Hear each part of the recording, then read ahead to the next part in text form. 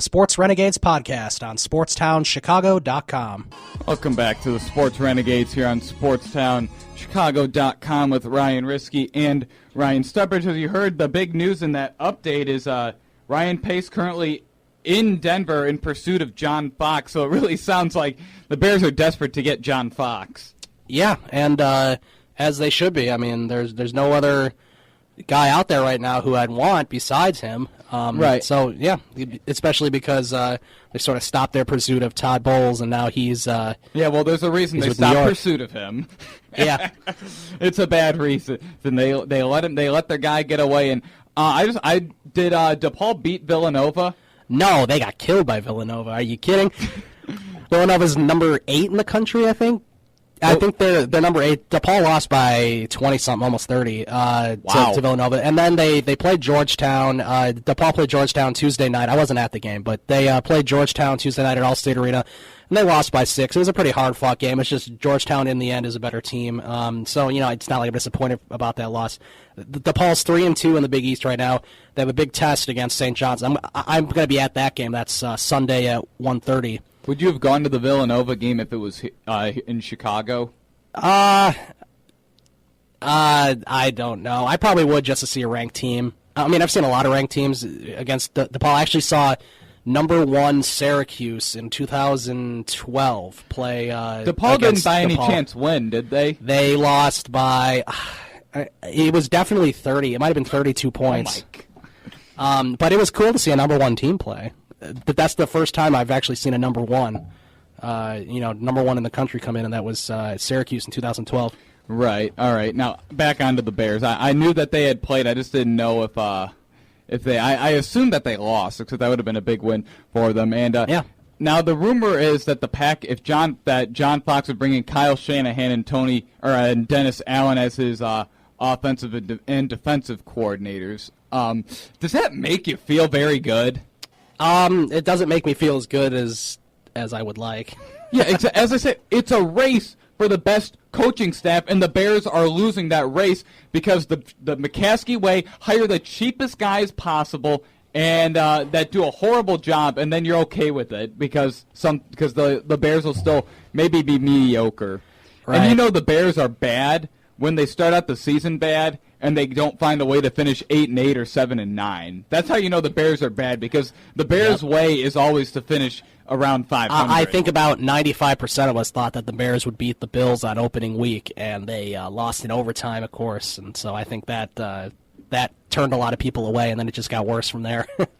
Right. And when the Bills won, it was just kind of like one of those things that didn't just happen. So, did I just watch the Bills win? That's what it felt like to me. I was just like, because the whole game I wasn't really worried at all. I was thinking, neither was I. I was like, okay, I know we're down by a touchdown, but we'll come back. And then the Chris Conte incident when he gets pushed down by Fred Jackson, and then I was just like, are they really going to lose this game? And then when they lost, and I was just like, did they lose? Yeah, I didn't feel very good. Right, yeah. That. My parents were both in Nashville, because I usually watch the games with my dad, and then I was just like, did they just lose? I mean, I was just like, it was mind-boggling. I was like, I was just thinking, like, this is probably going to be a long season, and I didn't want to believe that because at the beginning of the year, they were supposed to be Super Bowl contenders. Yeah, that's right. A lot of people were saying they would contend with Green Bay and they would be a better team than Detroit, and that didn't happen. And not only did they not even win the Super Bowl or make the playoffs, it felt like they went 0-16 this year. Somehow they won 5 games. I think their best win was against Atlanta.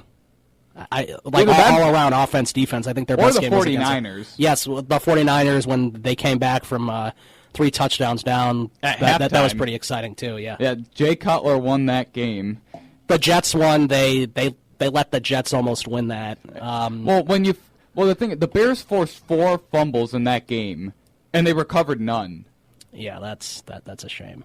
I mean that's when the balls kept going out of bounds, right? Or they would be forcing it, and they would go out of bounds. I believe 2 went out of bounds, 1 the Jets recovered, and then one of them, Fuller knocked it out, except he was out of bounds, and he went and recovered it. Right. Except it was called out of bounds because Fuller was out of bounds. And then those two games, I mean, if they were a good Bears team, they would have blown out Tampa Bay and Minnesota at home, and they hung on and won those games. I was at the Minnesota game. That was on my birthday, and all I remember is just, after they won, it was like, that's the most unconvincing win I've ever seen. It's like exactly. It was just kind of like, even though they won, it felt like they played horribly. Because they did play horribly. It's just Minnesota played more horribly. And then, of course, Minnesota wins at home against the Bears the last week of the season for the Bears to solidify their last place NFC North spot. Yeah, except you could tell Jay Cutler just didn't care about what he was doing in that No, he doesn't care about a lot of things right now. I'm not actually, I don't know what I think. I mean, I still like him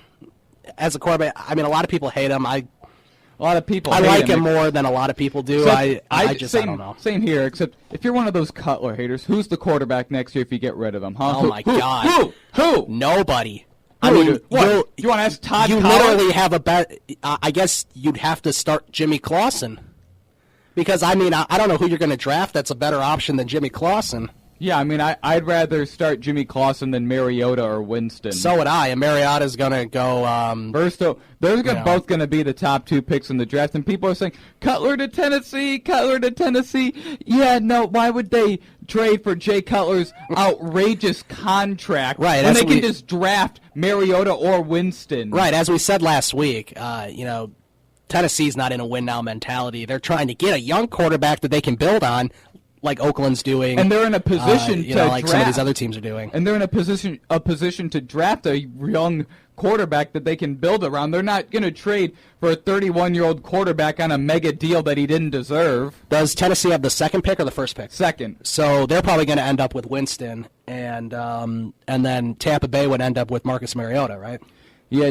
Did you hear about that press conference today by Cardale Jones? Is that his name, Cardale, the Ohio State quarterback? Yeah, he's staying in Ohio State. He's not going to the NFL. What was the point of the press conference? To announce you? They had it at his high school. Well, because everyone's freaking out. Everyone's like, oh, my God, Cardale Jones is going to get drafted in the NFL. No, he's not. He's the third-string quarterback of Ohio State. The only reason why he's playing is because injuries. Their first and second quarterbacks got hurt. And their main guy being Braxton Miller. Yeah, and he only played in 3 games.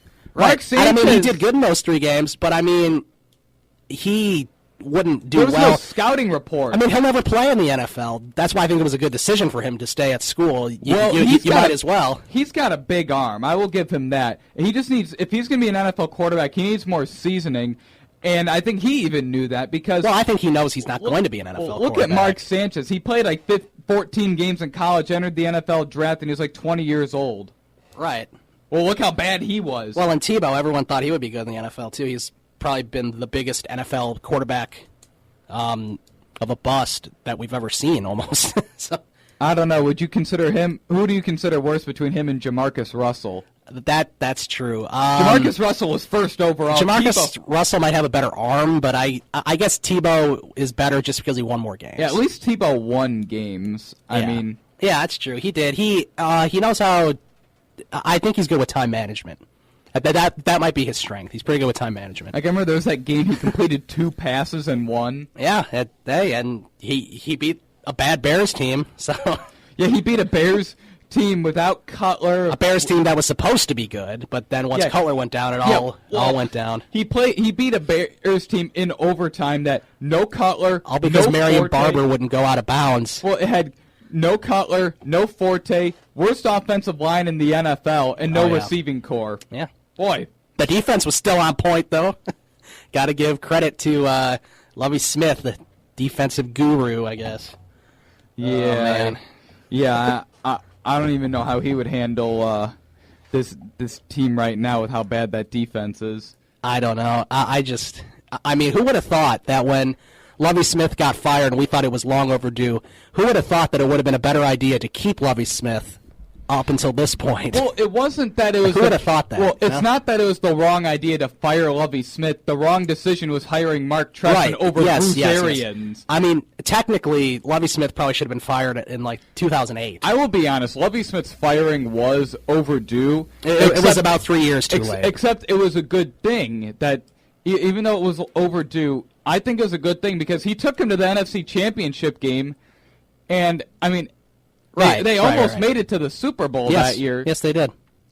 I mean, granted, his firing was overdue, except it might have been a good thing that they didn't fire him. I mean, I thought he did a nice job his last 3 years, which were the 3 years that he should have been fired before those. Right. Those are probably three of his those are three really good years because they went to the championship game. They were 7-3 and poised to make the playoffs until Cutler broke his hand. Mm-hmm. And then the next year they were 10-6. 10-6 and missed the playoffs. Had they made the playoffs, he probably wouldn't have been fired. That's true. He could still be our coach right now, which would be really scary. He was fired with 1 year left on his deal. I don't think he would have been re-signed. Yeah. So, I mean, and they had a good year that year. The only problem was Mike Tice didn't know how to run an offense. The thing is, Lovey probably would have won a Super Bowl with the Bears had he had a good offensive coordinator. Mike Martz was the right guy at the wrong time. Yes. If they had the Mike Martz offense maybe the past couple years, and Lovey was the coach, that might be different because they had an offensive line and wide receiver weapons. Yeah, I agree with you there. But now we'll have John Fox. Yeah, well, that's what it looks like. And anyways, we're going to take a quick timeout. Here you're listening to Sports Renegades, SportsTownChicago.com. Welcome back to the Sports Renegades here on SportsTownChicago.com, broadcasting live to you every Thursday, 6 to 8 p.m. Except the past 3 weeks when we kind of get screwed over by holidays and the weather. Yeah, the holidays, and then last week the weather was just horrendous. Snow was blowing all sorts of ways. I remember you and me didn't want to be the guy that said, let's not do the show because of the weather. We didn't want to be that guy, and then we get the email that the station's closed. It's like, I don't want to go driving. They closed the campus, I think, at 4 p.m.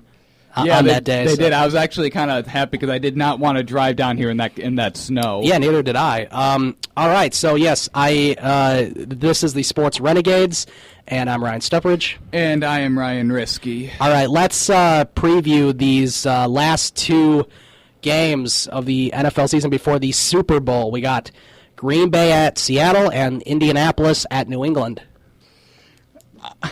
As much as it pains me to say this, I'm still going with Green Bay because remember when the playoffs started, they were my pick to win the Super Bowl. They were. I thought Seattle would repeat. I think is what I picked. I either picked Seattle or I didn't pick anybody. I couldn't give an answer. I do think Seattle. Somebody. I do think Seattle will probably repeat. I think Green Bay is going to go into Seattle and win. It's just like when they played in Week 1, that was a completely different Green Bay team. They had a bad game plan against Sherman. They didn't throw to his side of the field once. And, I mean, now Rodgers, that offense is in sync. And when that offense is in sync, it's, impossible to stop. Right. I'm going to go with Seattle. I just think it's so hard for anyone to beat Seattle at home. And we saw what happened Week 1. I understand this is a completely different Packers team than it was Week 1 when they got I don't know if they got blown out by Seattle, but they lost by at least 2 touchdowns. It was 2 scores at least. Yeah. So I'm still going to go with Seattle, though. I think their defense will come up big. Aaron Rodgers is not 100%, so I think Seattle's defense could definitely step up. And did you watch him against the Cowboys last week? Yes, I did. I know that the Cowboys have some issues or whatever, but well, no, I mean on that final touchdown that he threw to, I think it was Adams in the end zone. It was the rookie. Yeah, I think it was Adams. Devontae Adams. That was an insane throw because he was literally limping, trying to get away from the pressure. Fires a dart into double coverage, and it's caught by Adams. Well, that's the thing. I don't think he's going to be able to get away from Seattle's pressure. Seattle's way better than Dallas is as far as defense. And when I saw that throw, I was just like, Jay Cutler would not have thrown a dart right there. Jay Cutler would have thrown an interception, probably. Yeah, or an incomplete pass that was batted down by the defender. And that's not saying anything about Cutler. It's just, for as big of an arm as he has, how often do you see him firing darts like that? Almost never. He usually kind of lobs them in the air. Right. Jay, I don't think he could have made that throw because for whatever reason, he doesn't fire darts. He does a lot of lobs, and a lot of quarterbacks I don't think could have made that throw in such tight coverage as Aaron Rodgers did. I'm not even talking about the accuracy of the throw. I'm talking about the trajectory, like a bullet. He fired it as hard as he could. I mean, I don't think you don't see Cutler doing that very often. He throws out the back foot too much, and if he were to actually make a quality throw, like not at the back foot in proper stance, he probably would have still lobbed it up there, and it would have been intercepted or something. And I mean, that's just how for some reason, he just